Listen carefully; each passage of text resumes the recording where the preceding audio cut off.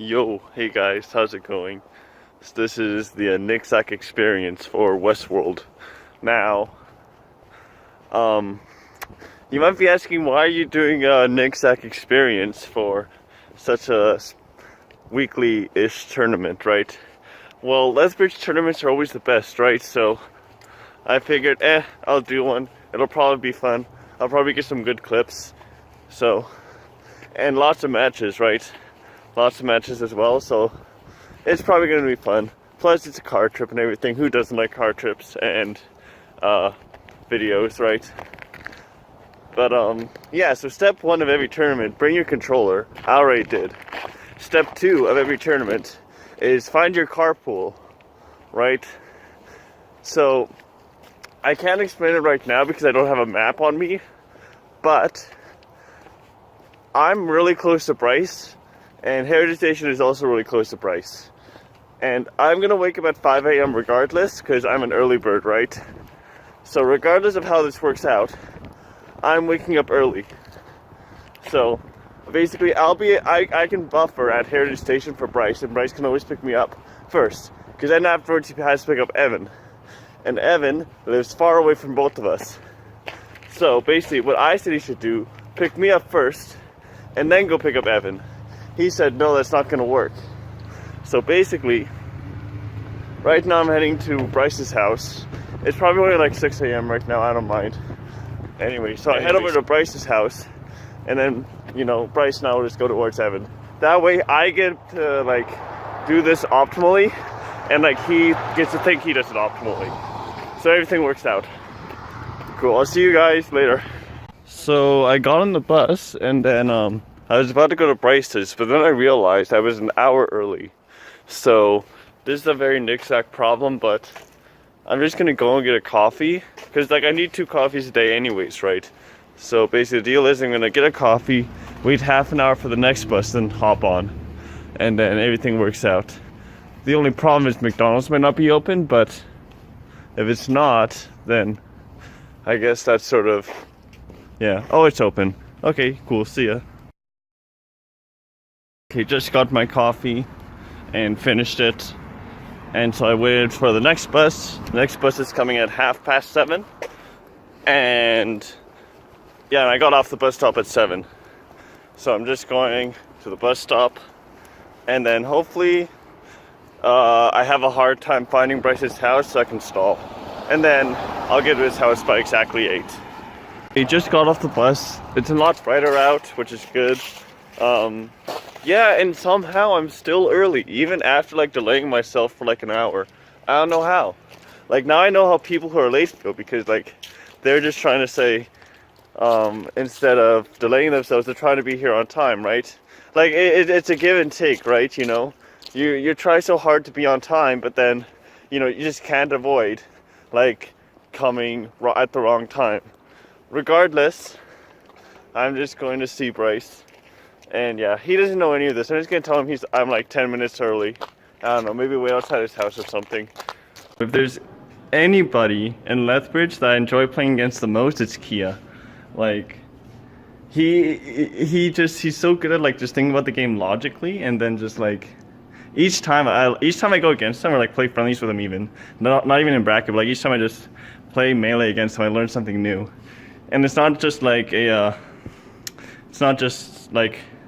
oh, you know, just a simple thing, right? It's usually something that's very nuanced and very complex.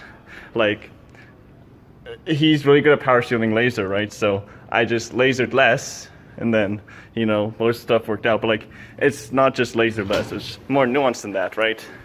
So, you know, he 2-0'd me, but I saved the recording, so we'll see if it desyncs or not. But man, I got some pretty cool stuff, so I'll try to show the exactly what happened. But I got this like 6-0 to death on the first stock of our first game. It was sick. But yeah. So doubles, the side event just ended, and it didn't actually go that bad. Normally I have terrible team synergy, right? But then in these matches, it seemed like if I just avoided lasering, I just didn't hit Tracy. Actually, I teamed with Tracy, right? Because you know, all of the other spots were taken except for AJ, right? And not that I don't want to team with AJ, just I feel like, you know, he asked him and he didn't want to pay $5 for teams, right? So there's that. But yeah, and so we lost first round to Pikachu and Marth, which is understandable, right? I mean, it's not that they were much better than us. It was just, you know, they just killed me, right? And then, you know, usually when I team with a Peach, the Peach stock tanks a lot, right? And I can take their stocks, but I had to actually survive, but then I can't go in, right? So I was sort of in this in-between zone where I was dying and not going in. So that was sort of tough. But then in losers, we actually went against the same team, Lopan Rat, that me and Jagan went against last time. So already, you know, there's some tension, right?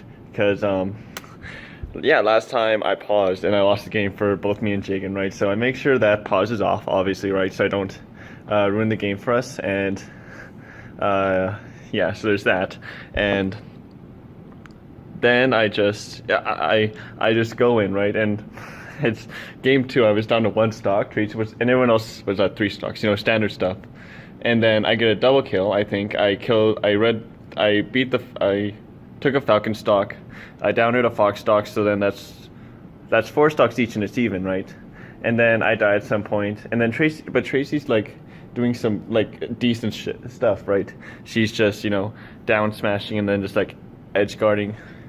The only problem was like she wouldn't down air Nair, which is pretty hard. I can't down air Nair either, right? But like it was just, you know, one of us had to hold edge, which made it super awkward to edge guard. I feel like that might have been our largest problem. We just didn't edge guard them and they just edge guarded us. But, you know, we still lost, but, you know, it felt really good. In other words, it wasn't too bad, especially because I didn't really laser. I like, so the first match I lasered a bit, I think I lasered her too much, right? But then when we were in losers, I just didn't laser at all and just went in. And then just like got decent combos, and then it all worked out. Well, we lost, but it still all worked out. What the fuck? Seriously. This was actually... So, I get 2 buys in pools, which is fine, right? So, I lose to Dross, which is like, fine. But... Dude, I go against Ghost, and I do better against Ghost than I did against Dross. So, here, let me break it down, okay? So, was that upside down? Yeah, so here's what happened. I go against Dross. I get 2-0'd because you know, you freeze, right? Overconfidence, whatever. But then I go against Ghost, he plays Fox, right? Dross is Falco, right? Ghost is Fox, right? And it's just... he beats me the first game, but what I noticed is he's falling for a lot of shield baits. So like, double F smash on shield, like...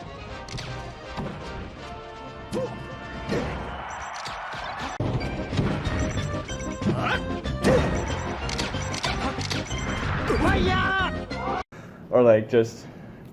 But like, I'm falling for them as well, right? So it's the same idea, but like, he's Fox, right? And I struck to FD. 2 reasons. I give him a false sense of confidence that I'm an idiot, because no Falco in his right mind strikes FD. But also, I think Falco wins on FD. So maybe I am an idiot in my own right. But regardless, okay, he beats me on FD, and then I counter to Dreamland, and it's like so close, and I just barely beat him. But I beat him, and then I get like, you know, rehyped. And he counters me to Pokemon. I'm like, okay, standard Fox counter pick, but then he switches to Falco. And I guess it was a change of pace or something, right? I don't know. I power shield his first laser, right? And I'm like, yes, you know, get that first power shield, because everyone does mid-height laser at the same timing. Right, so you practice that.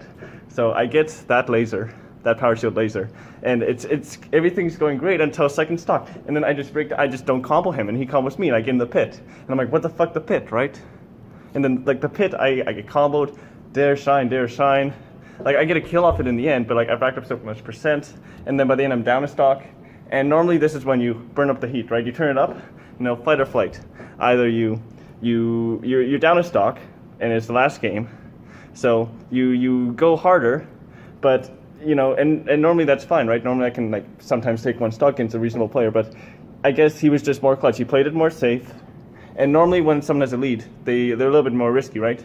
But this guy, he had a lead, and he just did what he had to do to win, right? And I sort of like couldn't take advantage of any risk he might take, right? I would dare shine a shield, he would just hold shield.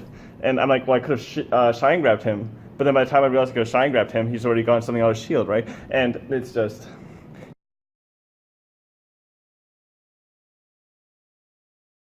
Okay. Dare him. Suicide. Hell yeah. Suicide, you won. No, you can, like, whatever it's called. Oh my god, is he dead? You gotta do it. You gotta do it, Nick. You gotta do it. Okay. Okay, I bet you. Okay. Does NickZack get a shine off the top kill? Up smash it. Yeah, punch. Shine up. Hard punch. No. Oh my god! Yeah, he did it. Oh, this guy sounds like someone. I'm scared because I told him.